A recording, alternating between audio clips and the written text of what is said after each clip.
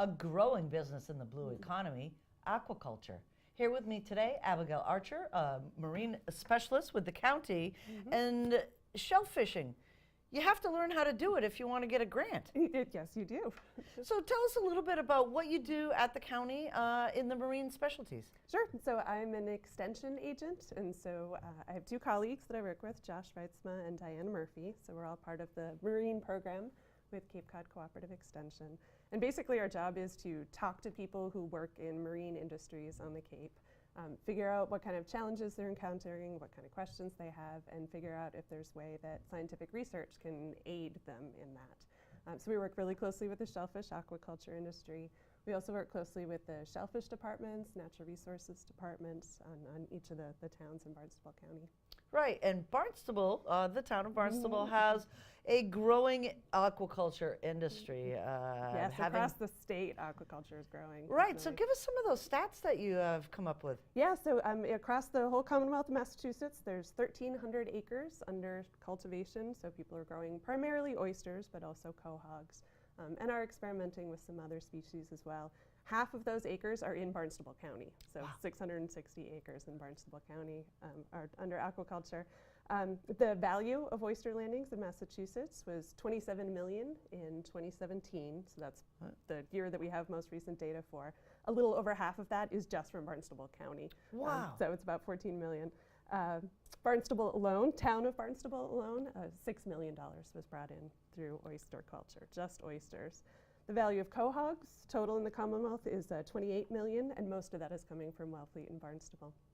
That is just amazing. And when we talk about the blue economy and some of the industries that are around there, aquaculture really is a cornerstone of this economy. It employs people. So in town of Barnstable, you've got 52 growers, but those are just the people whose names are listed on the grant. They then employ other people. They also buy seed from businesses. They also buy equipment. They have to buy gas. They have to maintain their trucks. So you can add an economic multiplier to that, and there's much more of an effect that the industry has beyond just the people bringing in shellfish.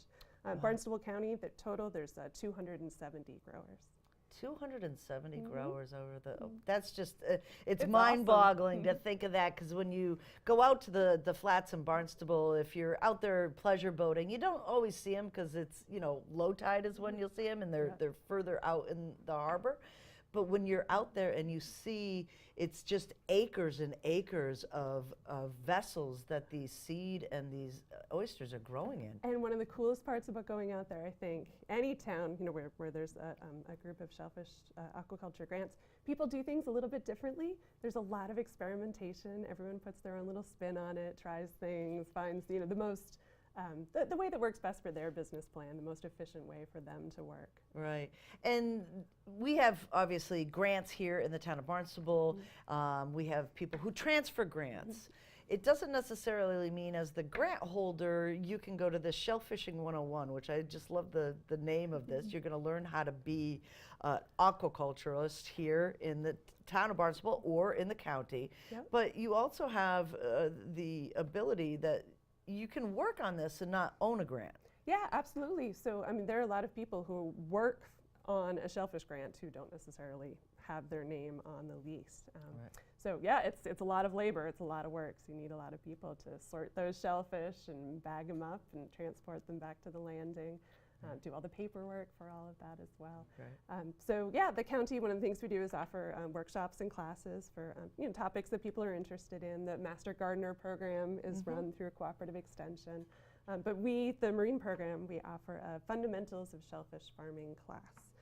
So it's 8 weeks long. It's on Thursday nights from 6 to 8 this year.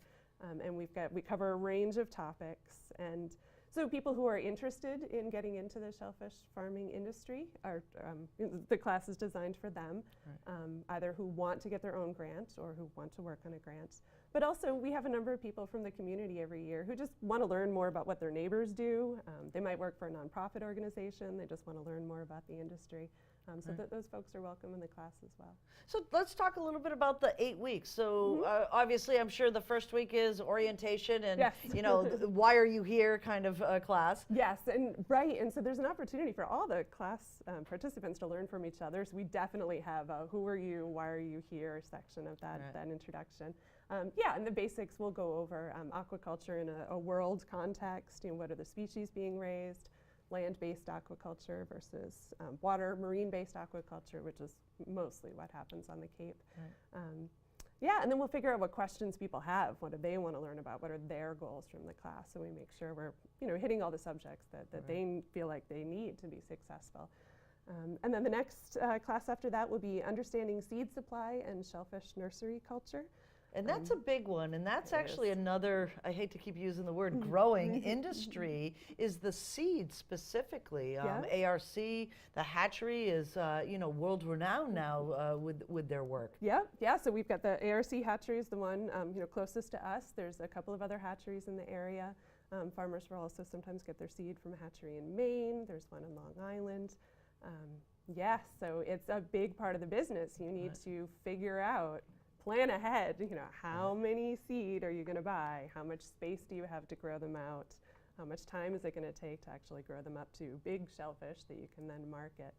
But it all starts with figuring out, okay, how much seed are you going to order this year? Right, and then what I thought was one of the things that I learned when we did a video on this particular subject was there's all sorts of vessels. So do you go over where these seed go and how they don't float away? We will. I know it is an amazing industry all in itself, and just visually stunning when you go to visit the hatchery. So there's going to be a field trip to Aquaculture Research Corporation, the ARC hatchery in Dennis.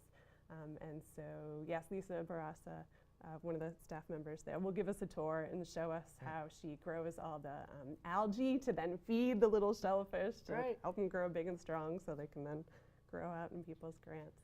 Right. And then when you get out into the grants, I'm sure this is another class too that you'll have is everybody has their own way. Some are using the big crates and some are using other types of vessels. Everybody thinks they have the secret sauce, right? So, there's so much innovation in this industry. So we used to run a mini grant program, so we get funding through the state to then make available to farmers to propose an idea and try it out. So it was a way to sort of subsidize some of the risk of trying out a new idea.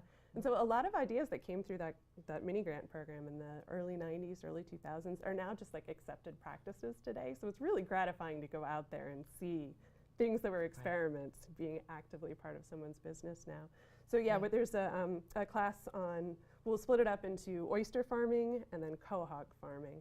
So for the oyster farming, we'll go over all the different methods. So you can grow oysters just on the bottom with no gear. You can put them in cages. You can put them in racks and bags. There's even floating gear. There's hanging gear that actually uses the motion of the waves to rock the oysters back and forth and chip off the ends, and so they grow with that nice deep cup. But there's a lot of different ways to do it. And so part of the class will be to expose people to those different ways. And we'll have guests. And then quahog growing too. So a lot of the industry started off on the Cape as growing quahogs, and then people got into oysters. And now 94% of the shellfish aquaculture industry in Massachusetts is oysters grown for the half-shell industry. So it's almost a monoculture. But the people who are growing quahogs are getting decent prices for them now because there's a demand for them and not as many growers as there used to be. So. And so many guest speakers too. Yes, oh my goodness, and the speakers who come in are sometimes people who took the class, way back. People who are, they're excited about the industry and they're happy to share the things that they've learned and, give people a leg up so they're not making the same mistakes. We've heard too, there's always this concern of safety in this industry. So do you cover in a class the safe handling of shellfish and what you're looking for, what you're supposed to do in some of these instances? So we haven't confirmed all our speakers on that day yet, but what we've done in the past is, we have a whole class focused on safety, both personal safety and then safe handling of shellfish. So we'll go over all of the regulations regarding Vibrio control. So time to temperature, making sure that your shellfish get on ice within the appropriate amount of time. all the paperwork that needs to be filled out so the shellfish can be traced back. And then also how to keep yourself safe when you're out in the water. So in the past, we've had an environmental police officer come and talk about safety on the water, how to keep yourself safe, how to keep your employees safe. That's fantastic. And I know our natural resource officers are out there, making sure that our folks out in the harbor are doing, the things that they need to do to make sure that the food is safe as well as they're safe on the water. One of the classes that really struck me is the business side of this. So this is a real business. You have to go to market with it. You need a marketing plan. You need all of the things that a traditional business would do, but with a twist of lemon. Yeah. So tell us a little bit about that class. Yep. So we, my colleague Josh Reitzma has prepared some enterprise budgets. We actually have like an example budget. I think it's called Biff's Shellfish Farm. And so we actually plan out, like, okay, if you're getting, what's a 3-year plan? How are you going to obtain your seed?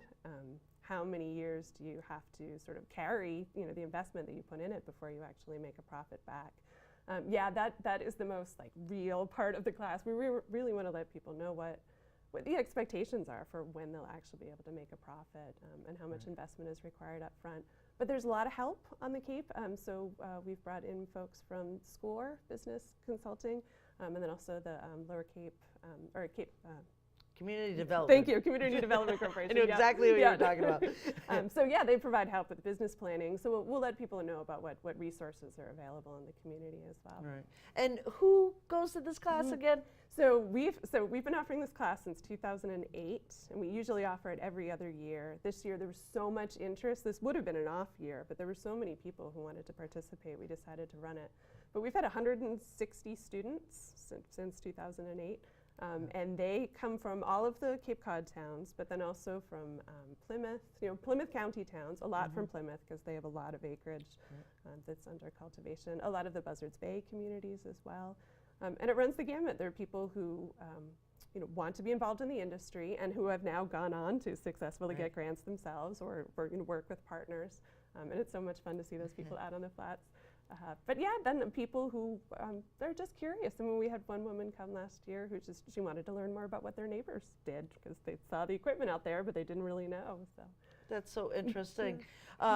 When does the class start, and how do people get into this class? So class starts March 21st. Okay. It'll run 8 weeks between March 21st and May 9th. So it'll be on Thursday nights. To sign up, you can go to the Cape Cod Cooperative Extension website, and the information is there under workshops. But we still do things a little old school at the county, so we actually have a form that one needs to fill out by hand and then mail in a check. The class costs $150 per person, and then you can mail in the check or deliver it by hand to the Cooperative Extension office. Is there limited seating in those classes? Yeah, it's going to be in the Harborview room at Barnstable County, so there's only so many people that can fit in there. The maximum, we need at least 15 people to run the class.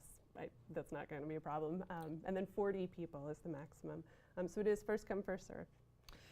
What do you want folks in the town of Barnstable to know about this industry and where it's going? Yeah, there is a lot of room for innovation, and even though it's mostly dominated by oysters right now, there's possibilities for growing other species that we're looking into. So surf clams, the big clams, but if you grow them small, they can get marketed as butter clams.